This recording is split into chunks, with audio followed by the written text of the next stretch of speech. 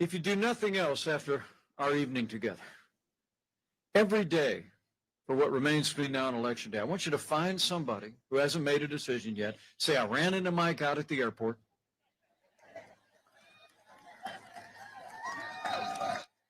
And he ran to that stage every bit as fast as he could.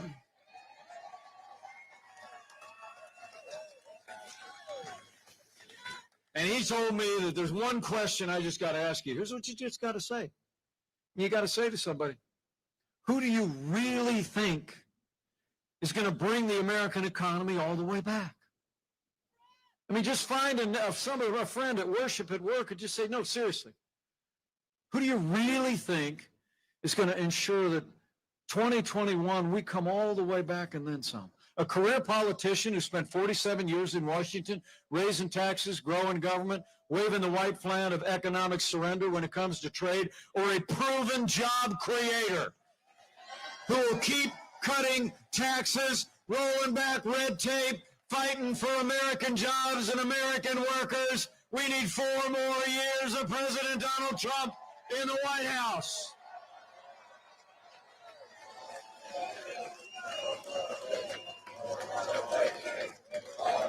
It's 4 more years for a great American comeback, North Carolina. It is. So it's about our national security. And it's about our prosperity and our future. But it's also about law and order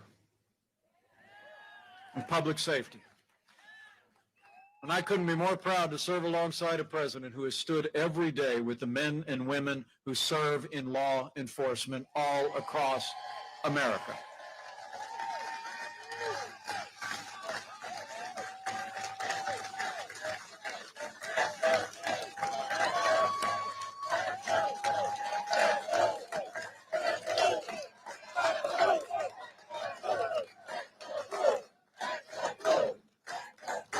You know, I grew up in a small town in southern Indiana, but my folks grew up in Chicago, and we'd go up over the holidays, visit my grandparents' house, and me and my 3 brothers would be there in the living room when my uncle had come walking out,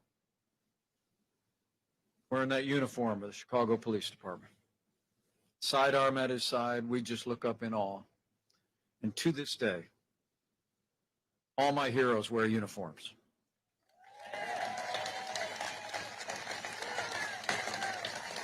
The men and women who serve in law enforcement all across this country are some of the best people in America, and they deserve the respect of every American every day.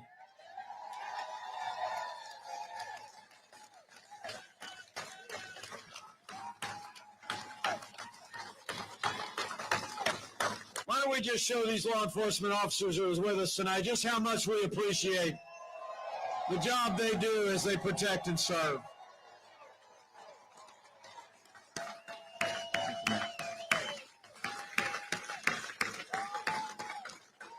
Great people. You know, now Joe Biden says often that he thinks America is systemically racist. Joe Biden and his running mate often say that police in this country have a, quote, implicit bias against minorities. When Joe was asked if he'd support cutting funding to law enforcement, he replied, yes, absolutely. And his running mate, Kamala Harris, she recently praised the mayor of Los Angeles for cutting $150 million out of the LAPD. But under President Donald Trump, I'll make you a promise. We're not going to defund the police. Not now, not ever. We're going to back the blue, and we're going to back the blue for 4 more years.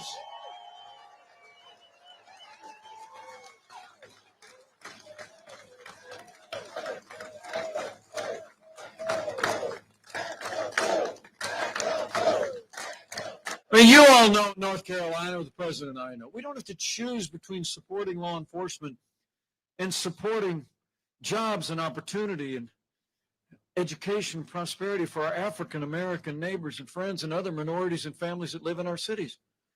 We've done both for the last 3.5 years. This president's actually provided funding for the hiring of 4,000 police officers in the COPS program. And when violence broke out in our major cities this summer, we launched Operation Legend that's already seen to the arrest of more than 3,000 violent offenders in cities across the country. And at the same time, under our economic policies, we had the lowest unemployment ever recorded for African Americans, the highest funding ever for historically black colleges and universities. We passed criminal justice reform. We launched 8,000 opportunity zones, attracting billions of investment, creating jobs in our cities. And we've fought to give families in our cities the right to choose where their children go to school, regardless of their income or area code.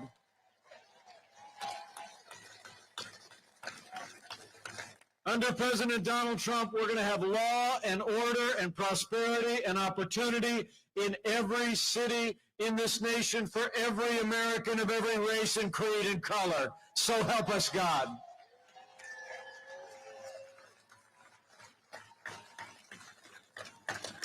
So it's about law and order, the foundation of which is the rule of law.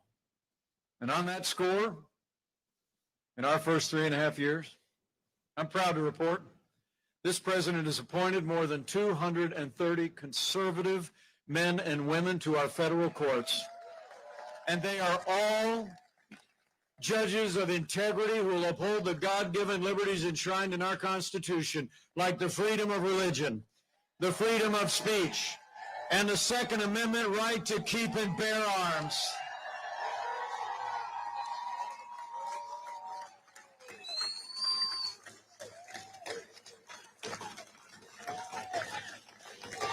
"230 judges, and that includes Justice Neil Gorsuch, Justice Brett Kavanaugh, and Justice Amy Coney Barrett."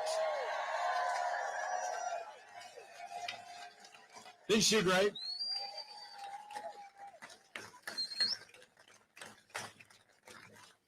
And you know, she's from Indiana. Just saying. She's an amazing person. Her personal story and her judicial temperament and her principles and convictions have inspired people all over the country. But I'm particularly proud of the fact that she's inspired young women across America. Which is altogether fitting, because you think the late Justice Ruth Bader Ginsburg was a trailblazer for women in the law. And she's now followed by a principled jurist, another woman who will serve with incredible distinction and inspire generations of women. In fact, in the proud father category, I'm actually joined here tonight by my youngest. She is a recent graduate of an Ivy League law school and will be starting her career inspired by just those type of women in the law. Would you join me in welcoming my daughter, Audrey Pence, who's with us here tonight? She is an incredible young woman. I'm so proud of her. So we've made great progress in our judiciary. It's incredible. And none of it would have been possible without the support of the people of North Carolina electing a president who kept his word. And none of it would have been possible without the strong and principled and consistent support on the Judiciary Committee and in the Senate as a whole of Senator Tom Tillis. Would you join me in thanking Senator Tom Tillis for the way he has stood for our Constitution and stood by the principled men and women we confirmed to our courts? Great job. That's why right after you re-elect President Donald Trump, we need 6 more years of Senator Tom Tillis in the Senate. And while you're at it, you should go ahead and vote for the conservative Republican judges for the Supreme Court of North Carolina. Am I right? You know, speaking about our courts, people of North Carolina deserve to know what Senator Tillis knows. He'll back me up on this. After 150 years with 9 judges on the Supreme Court, leading Democrats in Washington are now talking about packing the court. It's true. They're talking about adding seats to the Supreme Court so they can appoint liberal activist judges who will legislate their agenda from the bench. Surrogates of the Biden campaign, including some senators, were on TV this last weekend saying absolutely open to it. And I just saw AOC tweeted today 3 words: expand the court. Now, first, Joe Biden and Kamala Harris refused to answer the question of whether they were going to pack the court. I tried to get an answer out of Kamala Harris during our debate. Didn't have any luck. Then Joe Biden said that he'd tell us after Judge Barrett was confirmed. That's today. But now he goes into this weekend, he says it's a live ball. But he won't tell us if he'll pack the court until months after the election. I mean, come on, man. The American people deserve a straight answer, Joe. If you're running for the highest court in the land, you're running for the highest office in the land, you got to tell people whether you'll respect the highest court in the land. I mean, you all get it. They're not answering the question because we already know the answer, right? I mean, I was born in the morning, but not yesterday morning. And Joe Biden and Kamala Harris are going to pack the Supreme Court with left-wing activist judges if they win this election. That's why North Carolina, we're not going to let it happen. We're going to re-elect President Donald Trump, and we're going to send Senator Tom Tillis back to a Republican majority in the United States Senate for our Constitution, for an independent judiciary. The stakes are that high. And you know, because this is about protecting the God-given liberties enshrined in our Constitution and our founding documents. And here in North Carolina, you all deserve to know. I hope he's not on our runway.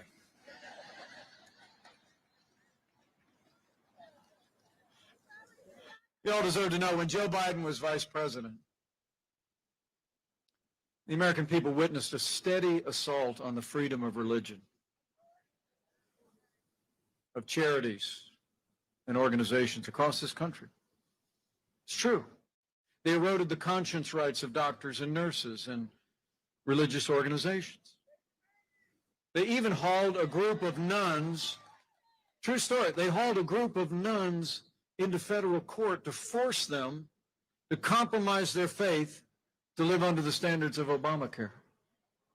And reflecting that same intolerance, the leading Democrat on the Judiciary Committee, 2 years ago when Judge Barrett was going through her confirmation, said that she was concerned because Amy Coney Barrett's Catholic faith was so sincerely felt. She did. She said she was concerned because, and I quote, "The dogma lives loudly within you." And Hollywood elites have been attacking Judge Barrett ever since. But I've got a message for the Democrats in Washington and their friends in Hollywood. That dogma lives loudly in me. That dogma lives loudly in you. And the right to live and work and worship according to the dictates of our faith lives loudly in the Constitution of the United States.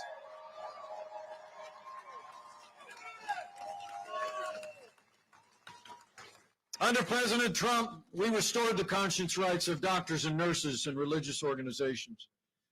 President Trump ended the assault on the Little Sisters of the Poor, and the Supreme Court of the United States made it permanent. And with 4 more years, we're going to continue to stand for the religious freedom of every American of every faith. So help us God.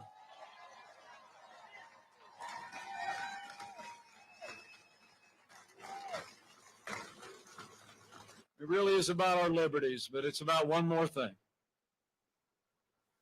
You know, as your vice president, I couldn't be more proud to serve alongside a president who stands without apology for the sanctity of human life.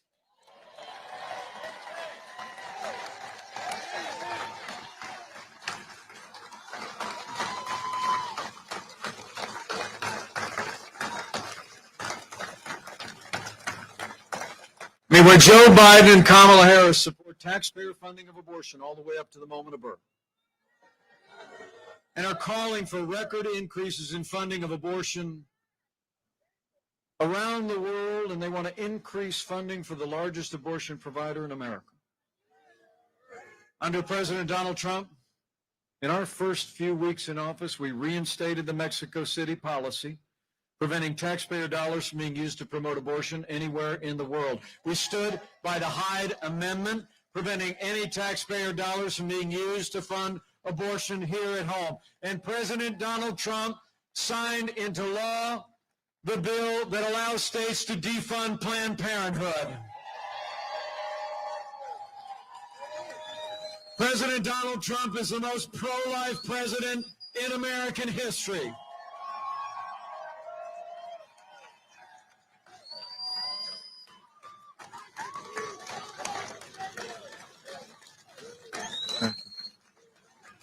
So in our first 3 years, if you're taking notes, we rebuilt our military, we revived our economy, we stood for law and order, liberties, and life. And none of that would have been possible without the strong and consistent support of North Carolina's Republican delegation to Congress. It's true. So, when we re-elect President Donald Trump, and send Senator Thom Tillis back to the United States Senate, we need North Carolina to send Congressman David Rouzer to a new Republican majority on Capitol Hill and retire Nancy Pelosi once and for all. Out. Out. I'm telling you.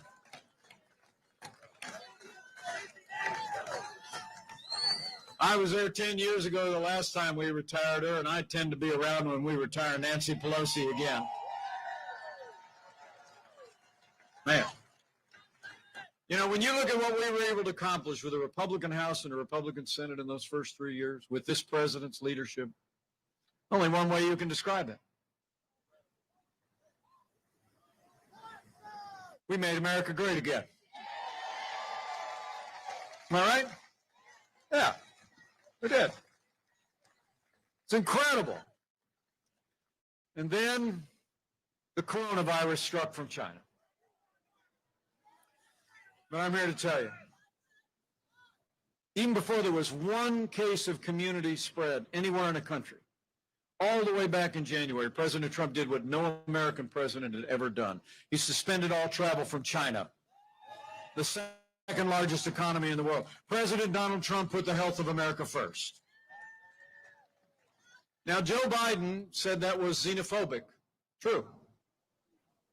Called it hysterical. He said that closing off travel during a global pandemic would make things worse. But Joe Biden got it wrong. Just like they did back in the swine flu. 2009, when Joe Biden was vice president, they refused to close the border to Mexico. And 60 million Americans contracted the swine flu. I mean, the truth is that even his own chief of staff said it was just luck that the swine flu was not a mass casualty event in the country. But I can tell you firsthand, President Trump's decision to close down all travel from China saved untold American lives because it bought us invaluable time to stand up the greatest national mobilization since World War II. We reinvented testing. We saw to the manufacture and distribution of hundreds of billions of supplies of PPE and equipment. No American who ever required a ventilator was ever denied a ventilator. No American who ever required an ICU bed has ever been denied an ICU bed. We've developed therapeutics and medicines that are saving lives, and in a very short period of time, we will have the first coronavirus vaccine in the world with tens of millions of doses for the American people. It's coming in record time. And I promise you, we're going to continue to move heaven and earth to make sure our doctors and nurses across this state and across this nation have all the supplies they need to give anyone the level of care that we'd want a family member to have. We're going to continue saving lives, protecting the vulnerable, developing life-saving medicines until that day that we have a vaccine and put the coronavirus in the past. But as we do that, when Joe Biden's talking about shutting down our economy, with President Donald Trump, we are opening up America again.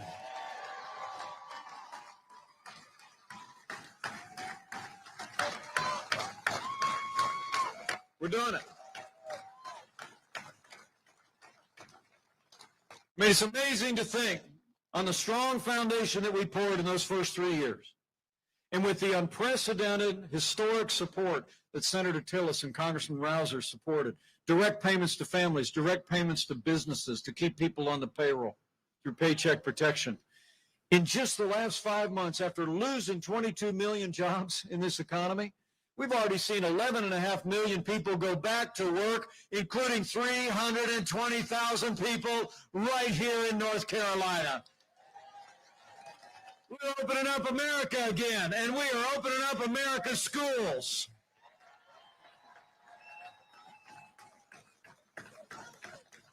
But to keep opening up, you know we need President Donald Trump back in the White House. And we also need you to send Dan Forest to the governor's office in the great state of North Carolina.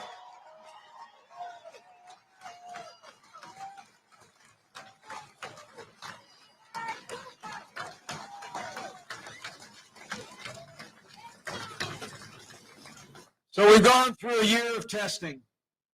Very soon we're coming to a time for choosing. And I know that's why you came out tonight. I mean, the choice has never been clearer. The stakes have never been higher. I mean, when you look at their agenda of higher taxes, open borders, socialized medicine, and a Green New Deal, it's obvious. Joe Biden would be nothing more than a Trojan horse for the radical left. Now, Joe Biden says that democracy is on the ballot. Well, I think our economic recovery is definitely on the ballot. I think law and order are on the ballot. But I also think there's things much more foundational to who we are as Americans.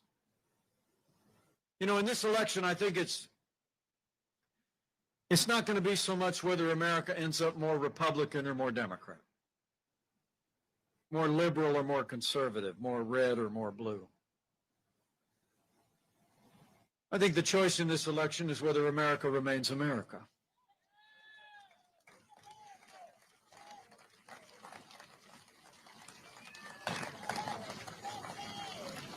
Whether we're going to let Joe Biden and the Democratic Party and the radical left take us somewhere that America's never been before, of less freedom, more government, socialism, and American decline, or whether we're going to reaffirm our commitment to all the things that have always made America great: faith and family and freedom and free enterprise and a boundless American future. The choice is just that clear. The stakes are just that high. So men and women, for our freedom, for everything that's always made America exceptional and great, for ourselves, for our children and our children's children, we need to decide right here and right now that Joe Biden will never be president of the United States. We're going to re-elect President Donald Trump for 4 more years.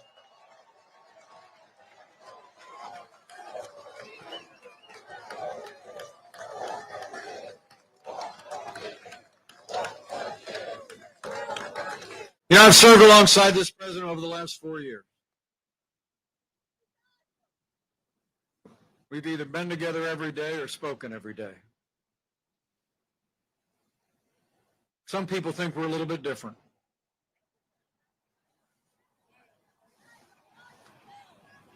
But actually, we've become very close friends. I've seen him when the bright lights are off and the cameras are off. And I can tell you, straight up,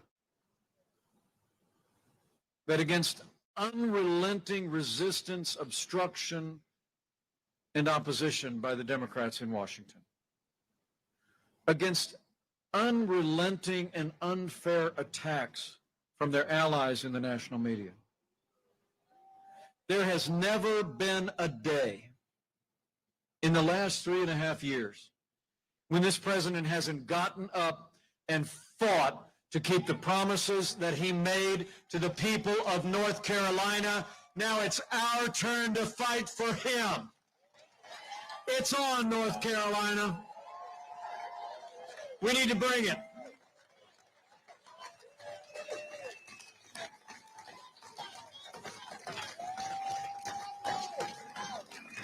We need you to stay in the fight every day until the polls close come November 3rd and deliver a great victory. So I'm going to ask you to do a couple things, and then I got a plane to catch.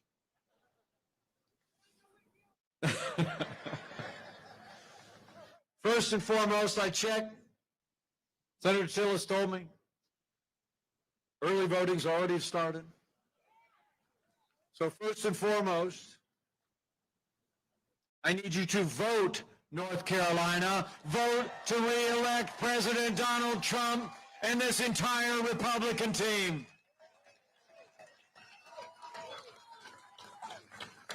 And Karen and I, we voted early in Indianapolis last Friday. The president cast his vote down in Florida. I voted for 4 more years of President Donald Trump in the White House.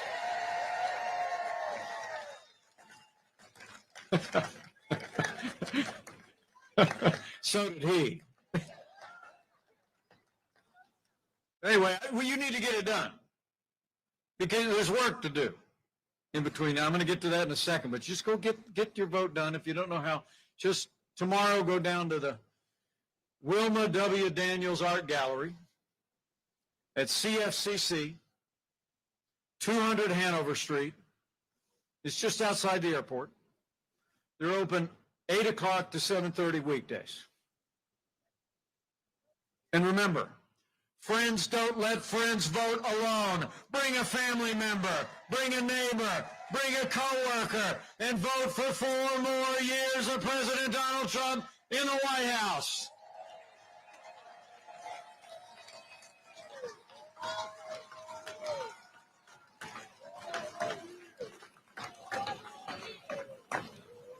Secondly, after you vote early with a friend, I need you to reach out to